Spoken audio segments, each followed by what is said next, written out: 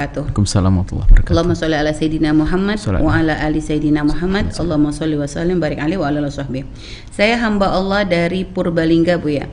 Mau bertanya Buya dan Umi, saya anak ke-6 dari 7 bersaudara, 4 kakak perempuan, 1 kakak laki-laki dan adik laki-laki. Bagaimana caranya Buya atau Umi agar saya selalu akur dengan kakak-kakak saya yang selama ayah saya meninggal saya rasa semuanya berubah. Semuanya sibuk dengan kehidupan barunya dan seringkali bertengkar dengan kakak-kakak saya. Sekian, terima kasih. Wassalamualaikum warahmatullahi wabarakatuh. Waalaikumsalam warahmatullahi wabarakatuh. Bismillah. Alhamdulillah. Wassalatu wassalamu ala Sayyidina Muhammad bin Abdillah wa ala alihi.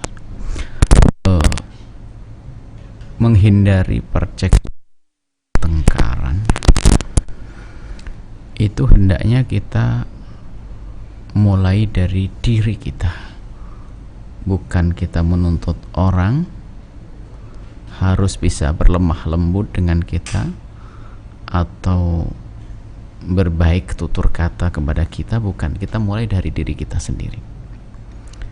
Jadi kalau kita belum bisa memulai dari diri kita, maka susah kita akan menjadikan orang di kiri kanan kita itu menjadi orang yang mudah memaafkan atau hidup indah dalam kebersamaan. Dari diri kita itu maknanya gimana? Ya kita pertama harus sering merenung bahwasanya itu adalah saudara-saudari kita dari ayah yang sama, ibu yang sama, umat Nabi Muhammad. Nah, sehingga semakin kuat hati ini untuk bisa memaafkan kesalahannya. Kemudian di sisi lain kita harus tahu bahwasanya dia adalah manusia seutuhnya. Artinya karena dia adalah manusia seutuhnya, ya sangat mungkin melakukan kesalahan dan sebagainya. Artinya apa? Setiap salah dengan kita tuh jangan langsung dianggap sebagai permusuhan atau malapetaka bagaimana. Tapi kita harus lapang hati, mudah memaafkan. Dan istimewa kalau kita mudah memaafkan kepada saudara. Lapang dada, lapang hati kepada saudara. Dan ini kunci. Sehingga kalaupun ada di antara saudara itu yang sedikit akhlaknya tidak baik, kita sudah bisa menata hati kita kok. Dan itu yang menang. Yang menang ya orang yang seperti itu. Kita itu sudah dikalahkan oleh hawa nafsu kita di saat kita ikut emosi dan marah. Kita capek, urat tegang terus. Pikiran tidak tenang, hati sakit. Kan rugi kita.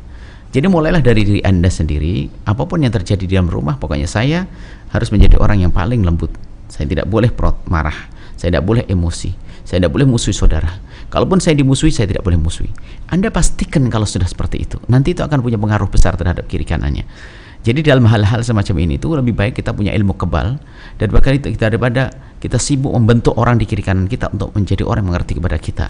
Pasalnya yuk kita mengerti mereka. Kita siapkan maklum sebanyak-banyaknya, maaf sebanyak-banyaknya, lapang hati, lapang dada. Kalau terjadi apa-apa dari mereka, maka kita mudah memaafkannya. Nah, inilah yang diajarkan oleh guru-guru mulia hingga dari baginda Nabi yang disebut dengan salamatus sudurian, hati yang selamat tanpa ada benci, dengki, dan dendam. Mulailah dari ini. Kalaupun Anda ingin memulai lebih jauh lagi, bukan sekedar kita merenung seperti itu, tapi harus kita wujudkan dalam alam nyata. Kita mendoakan mereka, memberikan hadiah kepada mereka. Bahkan ingat baginda Nabi, laisal wasilu bil mukafi, bukan penyambung silaturahmi itu orang yang membalas kebaikan orang yang berbuat baik kepada kita, tapi bagaimana kita itu di saat disakiti, didolim, kita membalas kebaikan. Nah ini, kalau kita belum semacam itu, hanya sekedar angan-angan saja. Bisa jadi kita menuntut orang lain baik dengan kita karena egois kita, karena kesombongan kita, bukan karena kita merindukan kebaikan.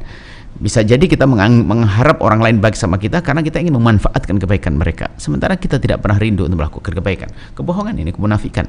Jadi berbuat baiklah kepada mereka terlebih dahulu dengan kelembutan hati, kelapangan hati, memaafkan mereka. Baru setelah itu akan ada satu suasana yang terbangun. Karena dia mengerti Anda punya hati yang lembut baik. Kalaupun ternyata mereka melakukan kekasaran, kalimat yang tidak pantas kepada Anda sudah punya ilmu kebal kok. Sehingga tidak akan tereaksi. Tidak akan Anda mereaksi mereka. Ibaratnya ada api yang datang pun Anda tidak akan berkobar. Karena sudah dingin. Anda sudah sejuk, nggak akan berkobar. Nah ini permasalahan kita, gampang terpancing emosi. Sehingga kadang emosi kita tuh seolah-olah kita ingin membenahi. Padahal itu sebenarnya kita membela diri kita. Marah. Apapun ini. nggak ada perlunya yang semacam itu, dan itu akan menyiksa diri kita sendiri. Jadi mulailah dari diri Anda yang sejuk, Anda yang damai, maka itu akan punya pengaruh besar kepada yang ada di kiri kanannya, sehingga akan terbentuk satu suasana yang damai, baik dalam keluarga ataupun di masyarakat. Nah, khususnya Anda sebagai seorang keluarga, itu amanat besar. Mutus tali persaudaraan adalah dosanya gede, seolah-olah dosa kepada orang tua, dosa kepada Allah, dosa kepada saudara itu sendiri, Masya Allah, banyak dosanya.